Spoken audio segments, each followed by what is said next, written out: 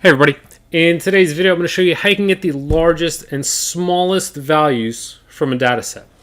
So in this example I'm going to use stock prices. So I'm going to use the Google Finance function and I'm going to look at Amazon's stock prices this year. So price, start date is 1/1/2022. Let's say the start date is today. And so I'm going to get all the values from the start of the year until now. And I'm going to calculate the percent change. So to do that, I'm going to just take the current value divided by the previous day's value minus 1, and that's my percent change.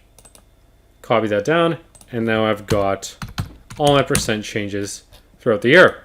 So these are going to be my largest values, and let's say my smallest ones, right? So let's say we want to capture the most positive increases over the course of the past year. So to do that, we can use the large function. So as you can see, we select the data set and we select the n value. So I'm going to select the entire column of C, because that's all the values that I want to look at. And for the n value, instead of entering just 1, 2, or 3, what I'm going to use is the row function, which gives me the row number of a cell. Enter A1, because that's going to be the first row, and that gives me a value of 13.5%. So the biggest move for Amazon in the past year was 13.5%. Now, the reason I use the row function A1 is because as I copy this down, you'll notice now it increments down to row A2 and A3 and A4 and A5. So I don't, instead of manually entering these values, I can use the row function to do that for me. And so now let's say I want to see what dates these moves happened on. I can now use the index function, select column A that has my dates, and I'm using now the match function to search for this value within here, looking for an exact match, and just that single column. So now I can see the biggest move was on February 4th, and that was when the company released its fourth quarter earnings. November 10th was the inflation data that came out, which I guess wasn't as bad as expected. So those are the biggest moving days for Amazon since the start of the year.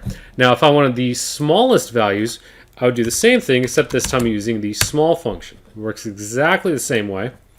And again, I'm using row A1 to get the smallest value, convert that into percentages, drop it down. So the biggest move was a 14% drop. The index function here. And again, we're using the match function to search for this value within this range, looking for exact match. So April 29th was the biggest drop for Amazon. And so in case you're wondering what happened on that day, apparently CNBC said it has its worst day since 2006. Some light guidance for the quarter. So that's why I dropped 14%. Now, let's say we also wanted just to see the biggest swings, regardless of whether they were positive or negative. And to do this, what we can use is the absolute value. So absolute change. So let's insert a column here, create some space. And what I'm going to do here is use the absolute value function to get this value next in the adjacent column. So now we have percentages, but we don't see whether they are positive or negative. So if we just want the biggest movers, right, then we can do, again, the large function, except this time we're looking at column D, again, row A1. And so let's copy this down, 3, 4, 5 biggest movers.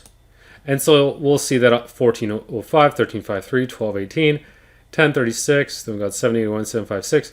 So again, we have that same data. Now we can use an index function to see, okay, what was the actual change? Was it a positive or a negative?